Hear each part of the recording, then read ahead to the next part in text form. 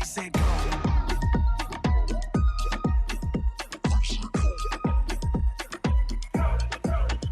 Running in the fast lane, rolling with the hit squad, shining like gold, tear up the road, lighting up the road. Hey, everybody, it's Dave Stefano here from Vikings First and Skol. And we're talking fans first sports football. With me tonight is Jess Place of the Denver Broncos.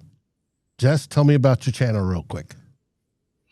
We are Mile High Broncos podcasts, and we cover all your Denver Broncos news, rumors, innuendos, and everything in between. So make sure you go over there and check us out. We have a great time. That is awesome. Normally, the group includes Aiden Reed, Brian Davis, and Nick Hogan as well. But today, since we're in the off season, it's just me and Jess once again. Hanging out. It's going to be a great time. It is. So we are in that point of the off season, what I call list season, which I can't stand, where you get the top 10 this and the top 5 this and who's on your Mount Rushmore of that. And it just drives me crazy because it's bloggers trying to fill space. But there is some news that comes out during this time of year that most fans do not like. Do you remember when Mike Florio started he called it the police blotter way back when? Are you that old enough? I do. Yep. And because this is the time of year where young men with a lot of money have a lot of extra time on their hands and very little responsibilities. Mm-hmm. And I remember a whole lot of speeding from Mankato to Minneapolis to all sorts of stuff that's silly and stupid. But there was something that came about this week. The Browns from Cleveland, for the second year in a row, had a player arrested. Can you tell us about it, Jess? I can. Cleveland Browns rookie Quinshon Judkins recently celebrated a birthday with a little certain someone. I guess what happened was there was some sort of domestic incident, some sort of they called it, I think, delayed battery. He I guess laid his hands on someone. I'm assuming a female. I don't know that for sure. The reports I'm seeing, it's a she. Yes, it's a she. Okay, and usually if it's a domestic thing, I mean, I'm pretty forward thinking, and so, but we're just going to assume it. Female. So I guess what happened was he had laid hands, and then they celebrated the birthday, and then when the birthday was over, I guess she left, and that was when she had filed the report that got him arrested. And so I spent a night in jail. It's a misdemeanor domestic battery charge, and his bond was set at $2,500. So I assume he's out, right? I mean, what an NFL players can afford $2,500? Yeah, I saw he was out. He's out. Today. There you go.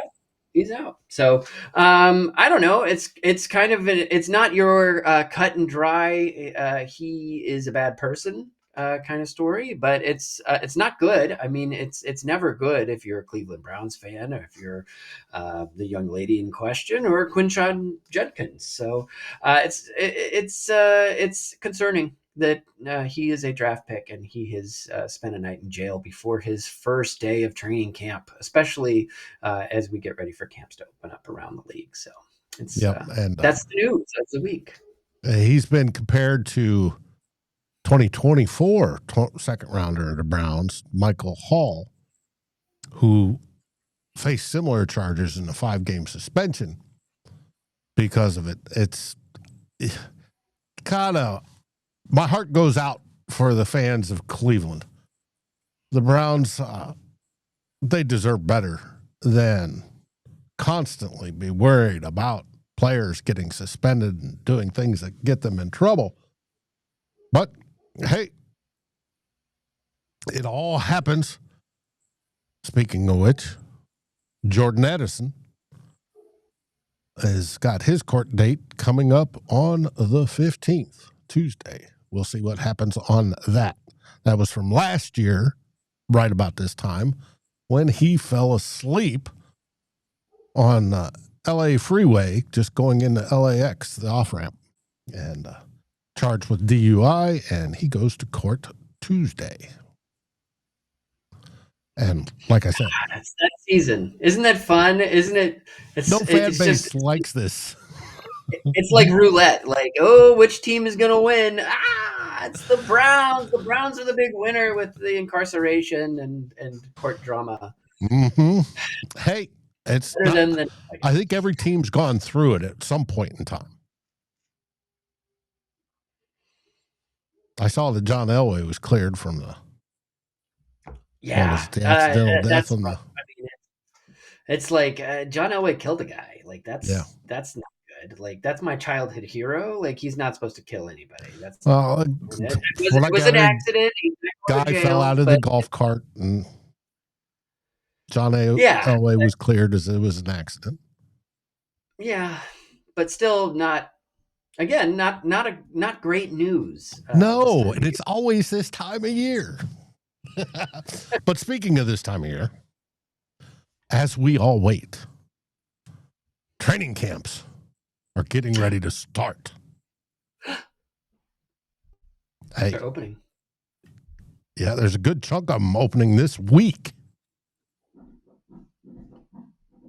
Started off with, we got the game, the Hall of Fame game. And let me go back to my notes real quick. With the Lions. And who else was there? The Chargers of Los Angeles. Yeah, they're in the Hall of Fame game this year. And they are reporting no later than today, I believe. Yeah, on Sunday.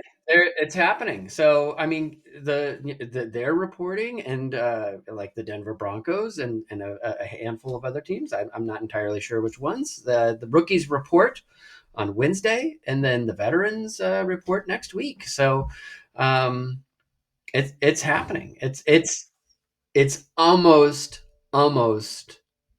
sort of football season. Can you feel it? Almost. Can you feel the excitement? Yeah. Some of those other teams reporting this week are the Buffalo Bills, the Ravens, the Dolphins, the Giants, and the Niners. And then the Seahawks will report on the 15th. So, hey. Then everybody else will be reporting by the 22nd. No later than. So fewer than 10 days. So if you look at your hands, if you look at your fingers, and I know it's almost 4th of July, so I'm not going to make a Jason Pierre-Paul joke like I did last week. There are fewer than 10 days or until was it all Najee camps. Harris? There's Talk some about news. Other bad news. Yeah.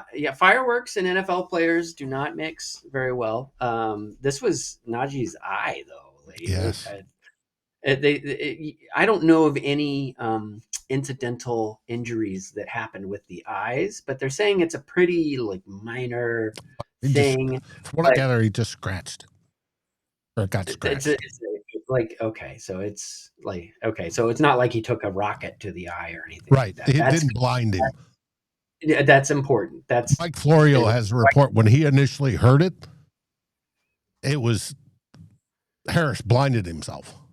And it's like, wait a minute, we need to validate that. And it turns out, no, I didn't. It was just a little scratch.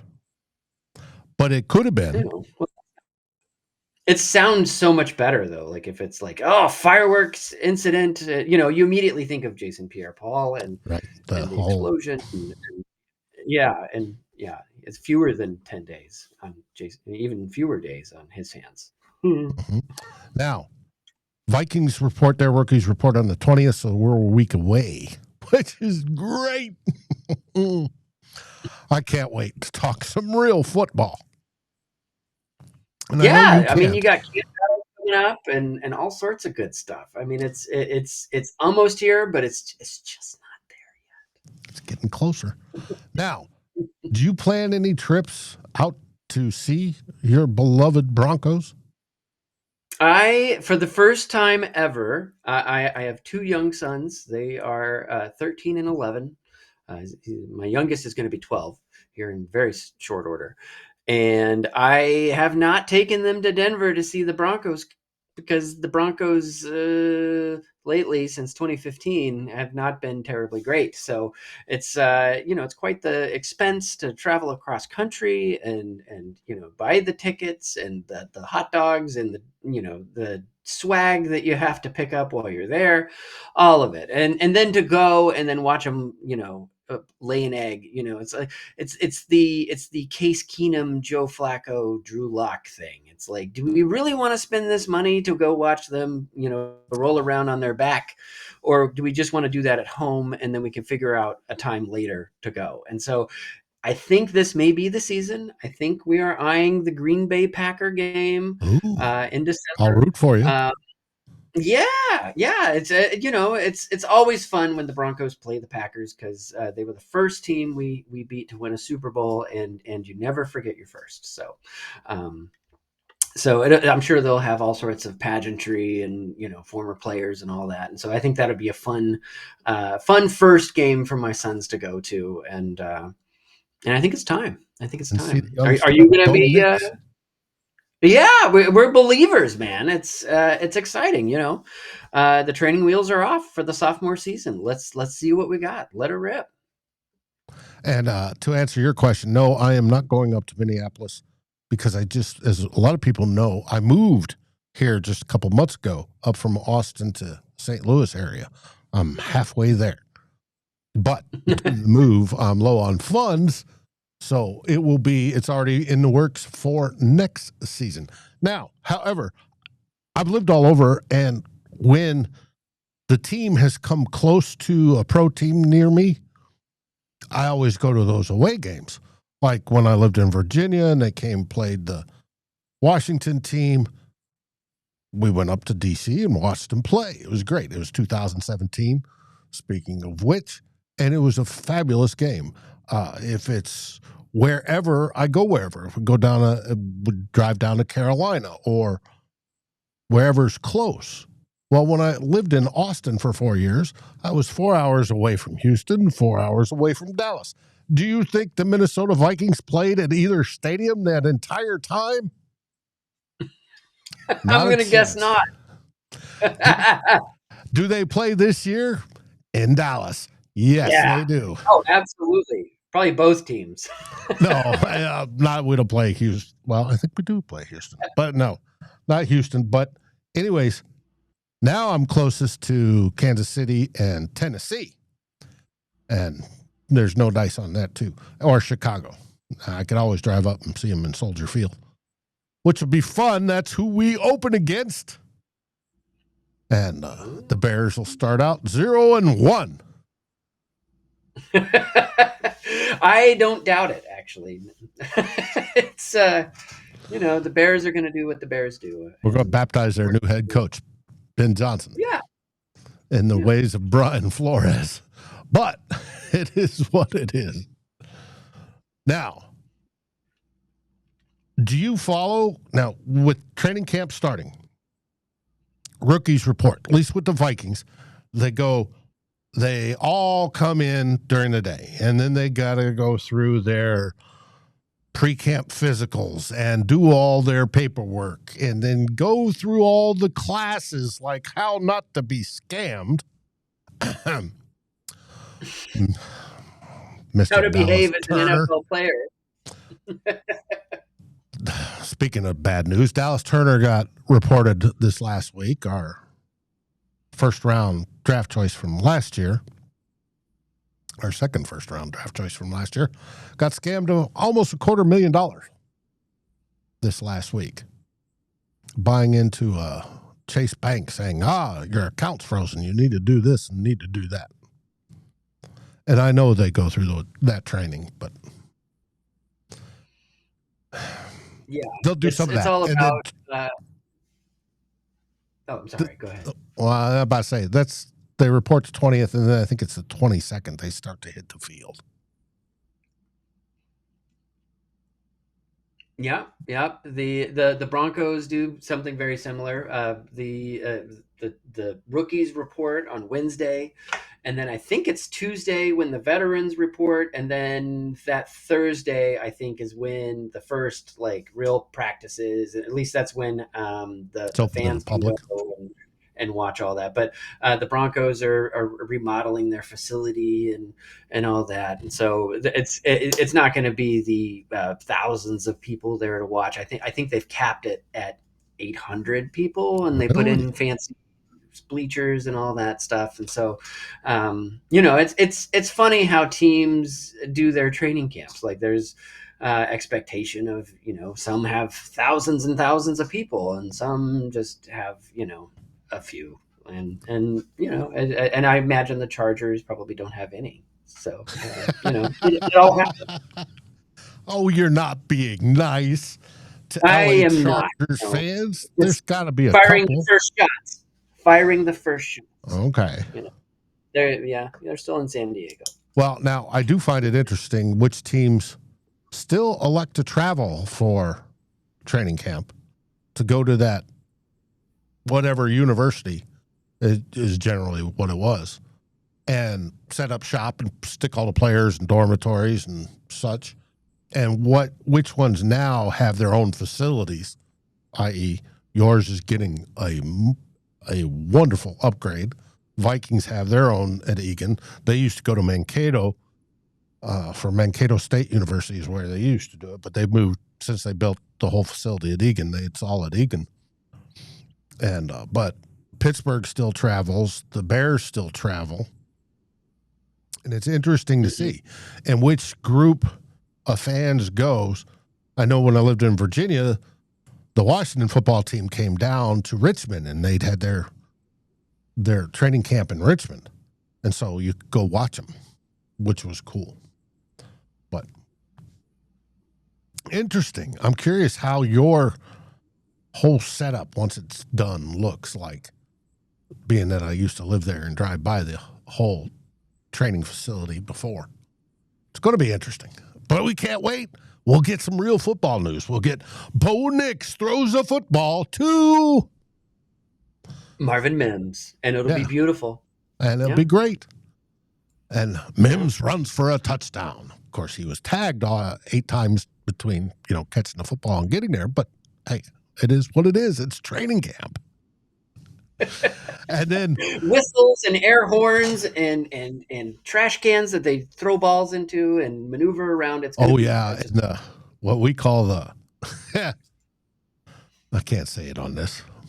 It's used for an anti-fumbling drill, and it's a stick with this pad on the end of it, and they poke at the players as they run by it and try to knock the ball out. We call it something on a stick. We need to institute that at the Fans First Sports Network. Just a stick for the podcasters. If they start nodding off or if they're off their game, just you get poked with the stick. And that's a great idea. You have to be ready for it. That's a fantastic idea. Let's bring it up to the management. Let's see how it goes over. Okay. Now, there's a few other things we wanted to talk about today.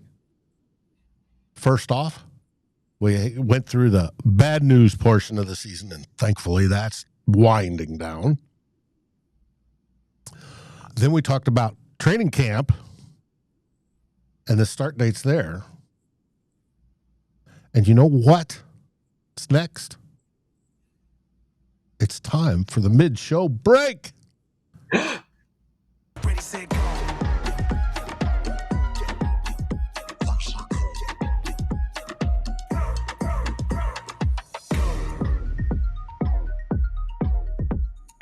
Go.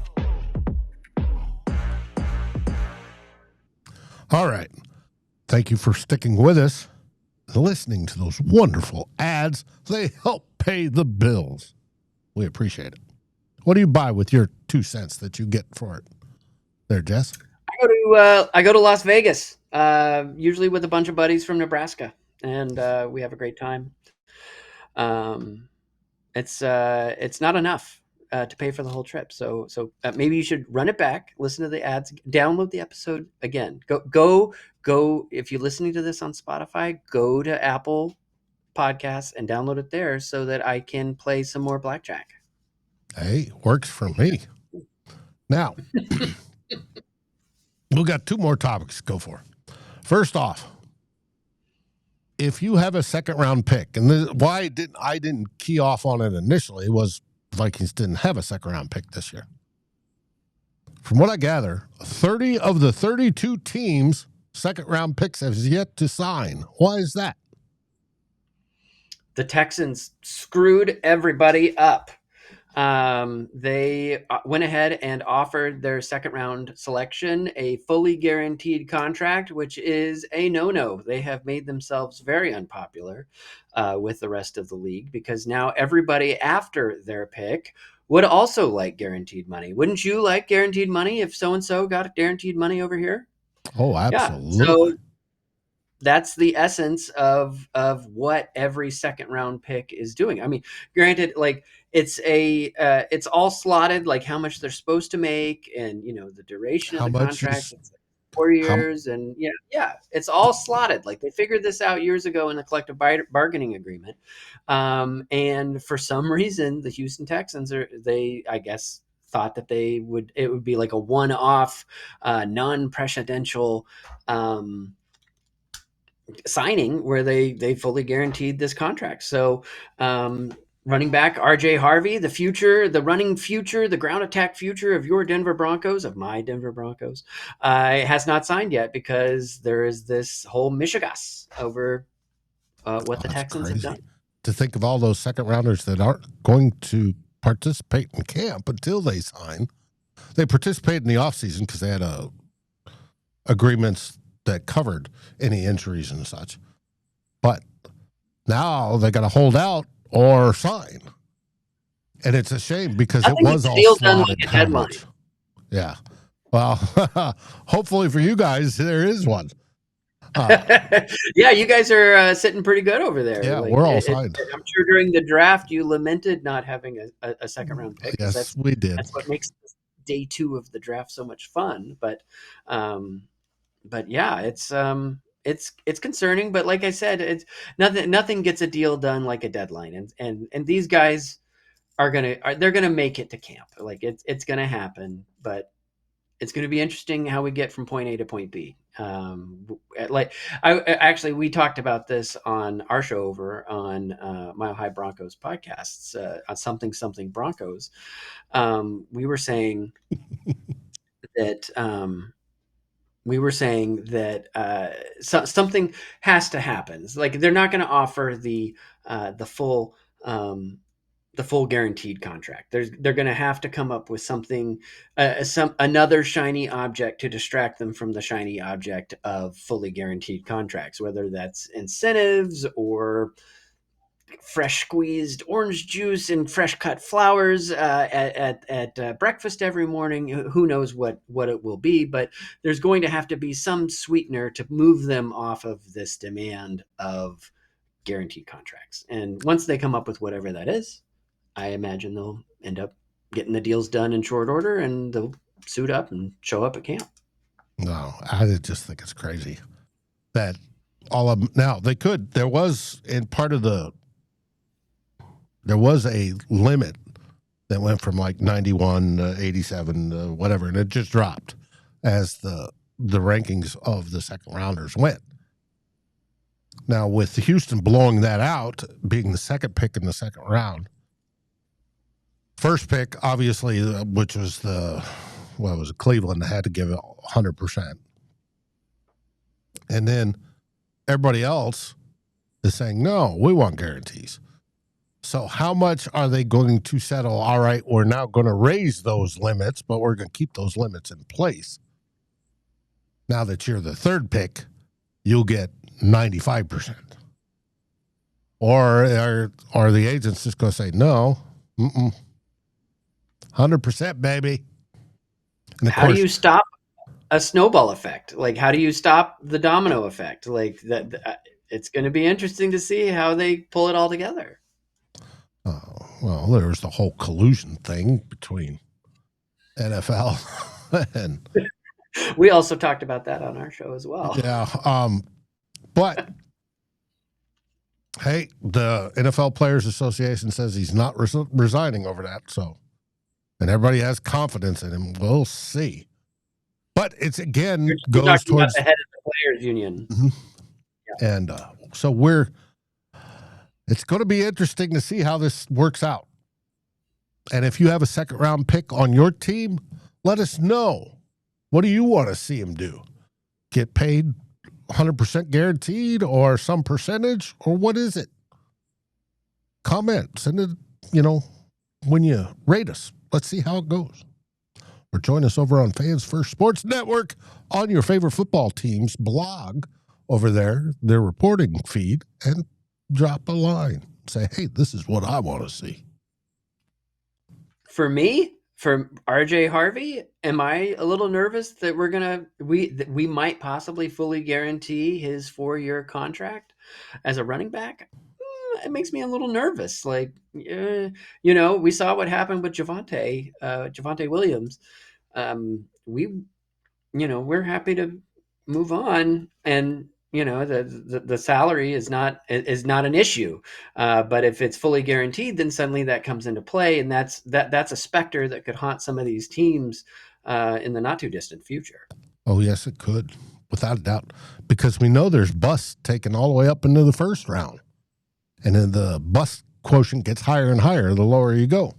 So it could get I remember expensive. a time when all the first round picks got paid exorbitant amounts, and half of them didn't pan out, and teams were hamstrung for years. And so when they got the rookie wage scale in, we thought these days were over. The holdouts, like there were holdouts every season before the rookie wage scale came in, and so this is the first time we've had an instance of that. And it's kind of funny that it's not the first rounders you got to worry about, it's the second rounders. Does that mean, again, is it the snowball effect, the domino effect? Like, is it going to permeate the rest of the rounds of the draft? I mean, logic would dictate that just give it time. It's a possibility. And all this was to stop $50 million from going to Sam Bradford for not playing a single snap. Mm-hmm. Yeah. Well, actually, it was for why the vets wanted it was more money for the vets and less to the rookies who had yet to play but Sam Bradford did really well. Well, he was the last one. Yeah, and then he bounced around the league and got paydays every step of the way. So, good on you, Sam. You got the bag. Yep. So, hey, it is what it is. It's going to be interesting to watch this week to see who gets signed and how it does work out. We'll have to get back with you here later at the week and say, hey, it worked, or hey, no, it didn't. Now, our final story of the show I want to talk about is uniforms. As you know, I do a lot of the artwork for Fans First Sports Network, and I'm into things like, what does a helmet look like? What does a New jersey look like? How does the uniforms look like? My old Vikings, I love their older uniforms, and then they went to the side stripe ones, which I thought were horrible. And then now they're back to a normal, more traditional-ish uniform. Now, what causes this? Well, the NFL makes money off of selling you swag, and a lot of those are jersey sales. And so if you have a brand new jersey, hey, gotta have me one of those. Gotta have me a color rush. Remember that from about 5, 6, 7 years ago? Right? You went all purple, right? We were purple with gold numbers and stripes. That was it. No white. We took the white out. Wasn't there a Vikings game like way back in the day where that was an accident, where they showed up with purple pants and a purple jersey and they had to change at halftime? Yes, there was. And now that's life. That's the world we're living in. That's the color rush life. Well, and now when they'll do. Bronco. It's one of the Go ahead. mixed ones.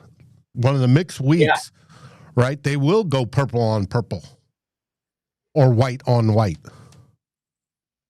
Yeah, I'm not a fan of the solid color. Like we have like the orange on orange is too much. The blue on blue, they look like blueberries. It's you need to break it up. You need to have a little diversity in the Contrast. color uniforms. Yeah, yeah, exactly. So, um, I don't know. So which teams are switching it up? Well, as we know, the NFL approved a fourth helmet for this starting this season. So you can have 4 different helmets. Last year, you saw Minnesota came out with a white helmet, and a bunch of teams came out with white out helmets.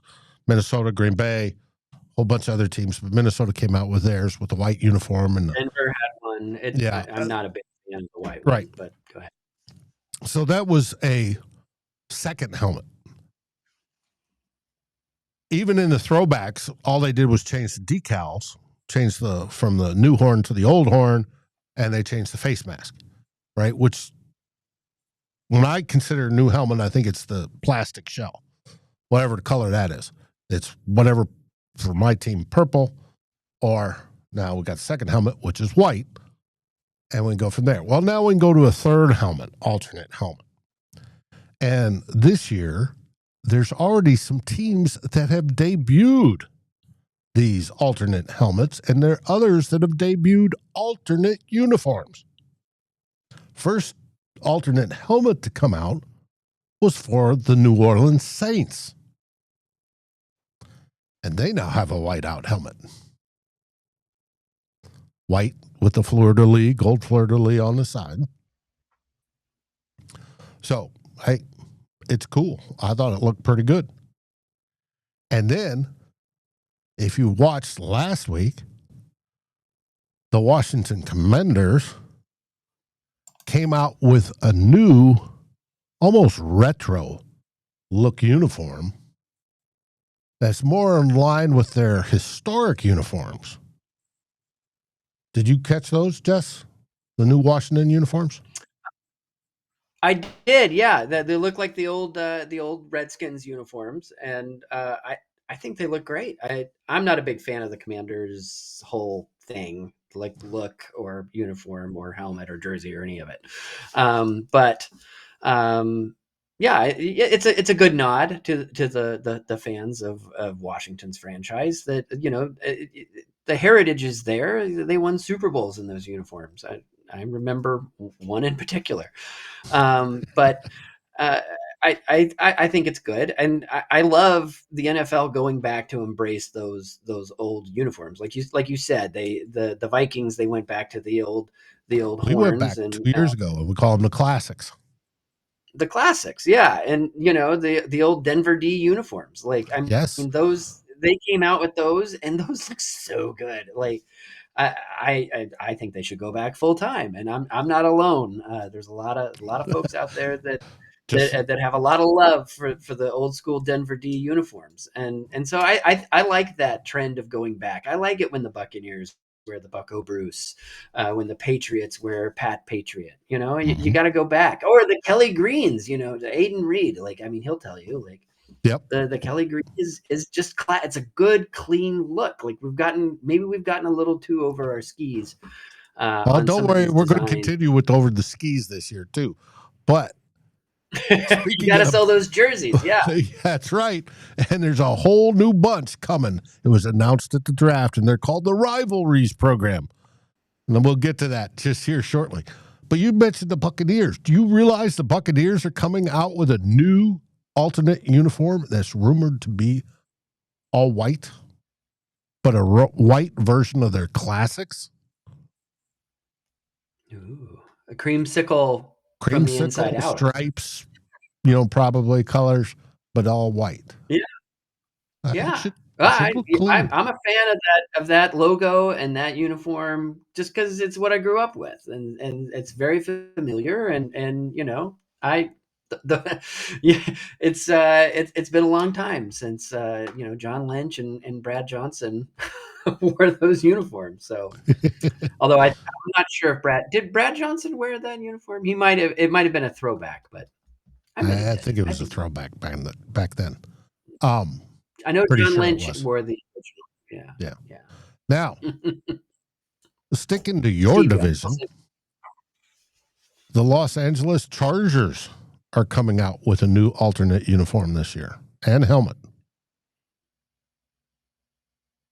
You can't mess with perfection. They're baby blues with the white helmet with the numbers under the bolt. That's classic, and it's beautiful. It's a beautiful uniform. And earlier I said, it's nostalgia for me. I grew up with these teams looking this way.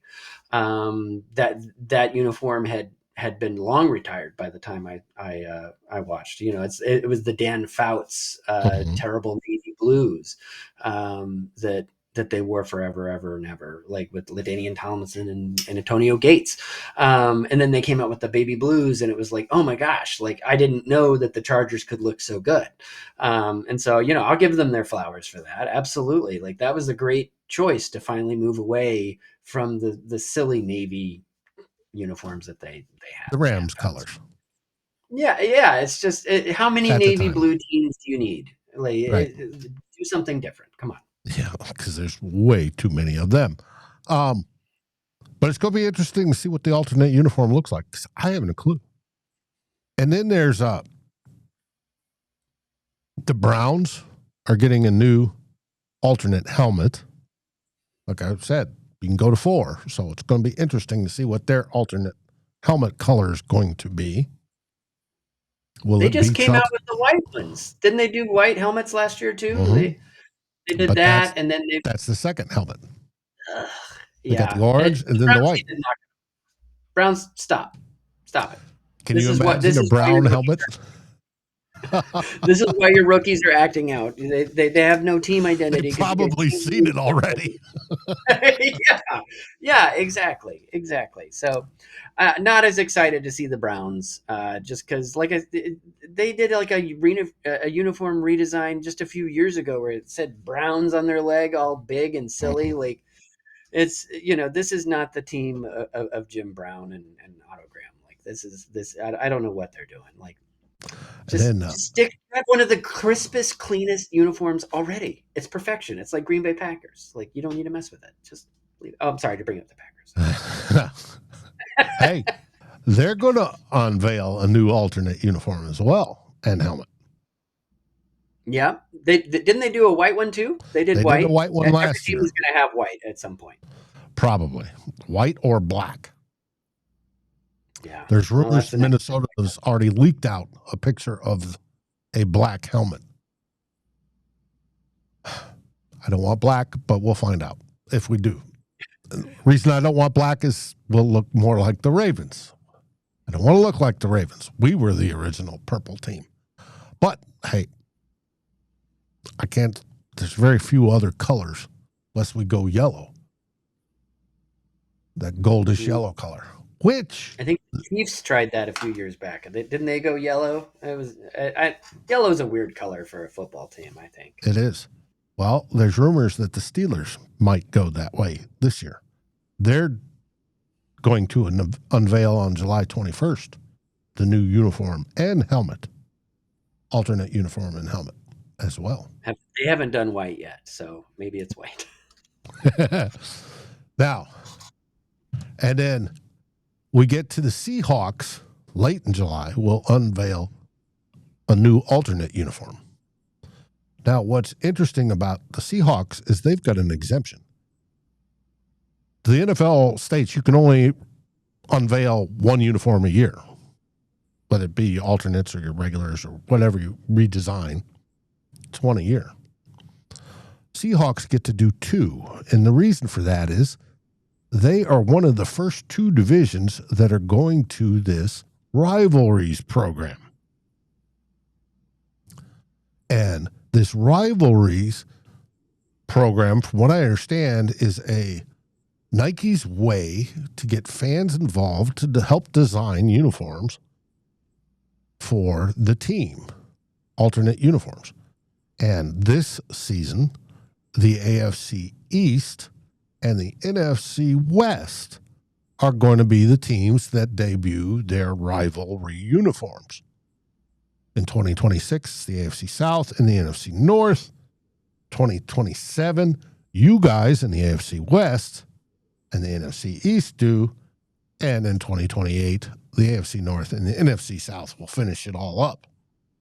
But the renders I've seen are absolutely wild.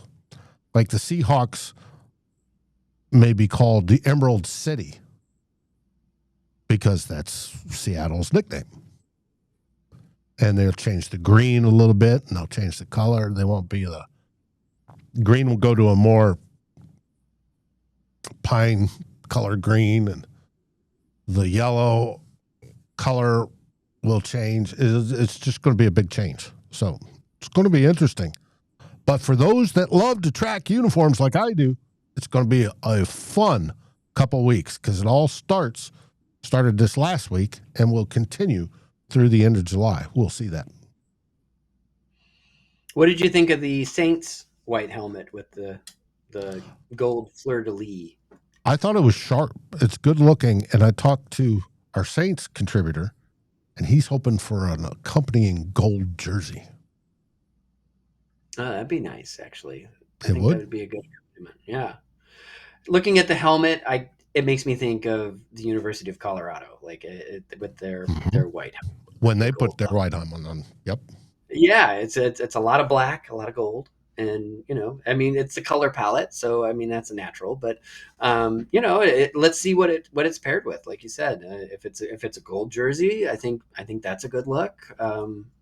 We'll see. Mm-hmm. Now they may go white out too, so we'll see. Probably white out or blackout. We'll see. We'll find out. All right, that's cool. Have you got anything else coming up this week, Jess? Just football. It's coming. It's not here yet, but I can see it. I can see it in the distance. It's on its way. Yes. I can't wait either. Rookies report. Yes. Well, I want to thank you for joining me tonight, and too bad for everybody else that didn't show up. Aiden Reed, Brian Davis, and of course, Nick Hogan. Those guys are going to be missed, but you'll probably catch them next week. At least two of the three. And with that, what do we say, buddy? Go football. Go football. Yeah, man. Ready, set, go.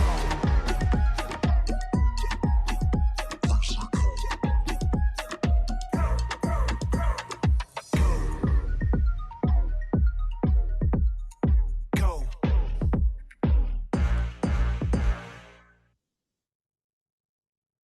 And we are done. Boom.